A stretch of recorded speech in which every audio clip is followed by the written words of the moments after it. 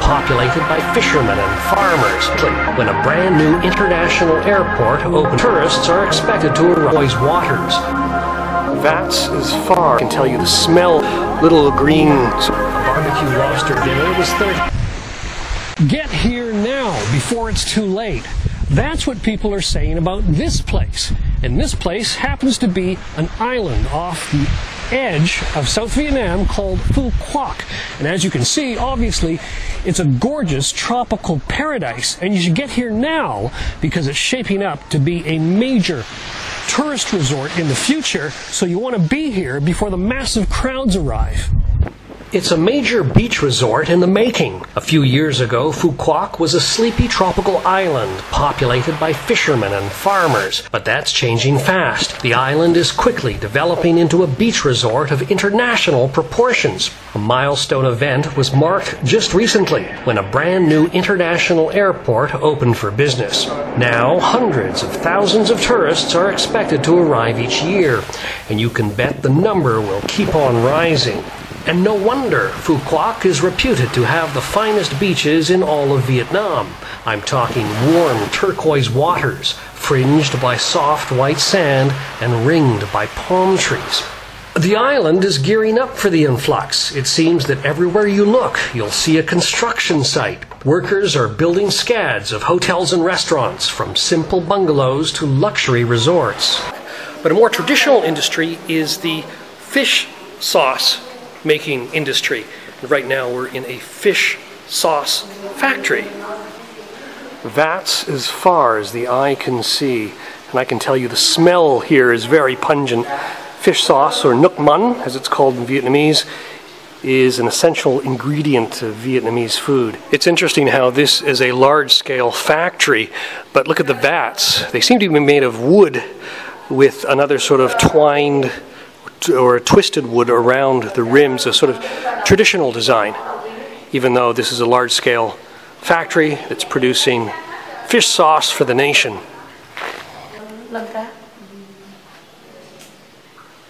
Cá.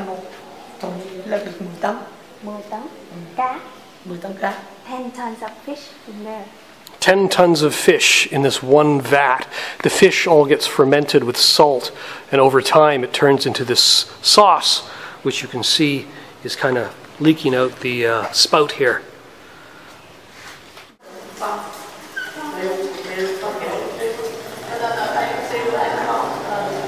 The other traditional industry is pepper. That's black pepper, plain old table black pepper. And right now we're on stop 2 of our tour, a pepper plantation. Here are the trees where the little pepper kernels grow, and it doesn't actually smell like pepper. Instead, it smells like fish sauce, and that's because that once the fish has been discarded from the fish sauce processing process, I guess, then it's used as fertilizer for these pepper trees, and so the circle continues. This is what pepper looks like before it ends up on your dinner table. Little green sort of kernels. It's the first time I've actually seen these. I'm just going to try one of these guys. This is what it looks like. And I just put it in my mouth, Hang? No, get the skin. Oh, I got to get the skin off first. Okay. Okay, so I got one of these little red ones I put in my mouth. It's pretty hot. Anyway, pepper from the tree. Oh, man, that's powerful stuff. So I just broke it open, but something really delicious about it at the same time. Makes my eyes water just looking at it. Once the pepper comes off the tree, it's then laid out to dry in the hot sun. We're ending the tour with a coffee at the pepper plant. It serves coffee, and the beans have come out of a weasel's rear end. And I'm not joking about that, but that's probably a topic for another report. Here's a look at our accommodation. It's the Than Kim Na bungalows, and I must say the garden setting is certainly lovely. However, the bungalows themselves, if truth be told, are quite rustic, and that unfortunately includes the plumbing.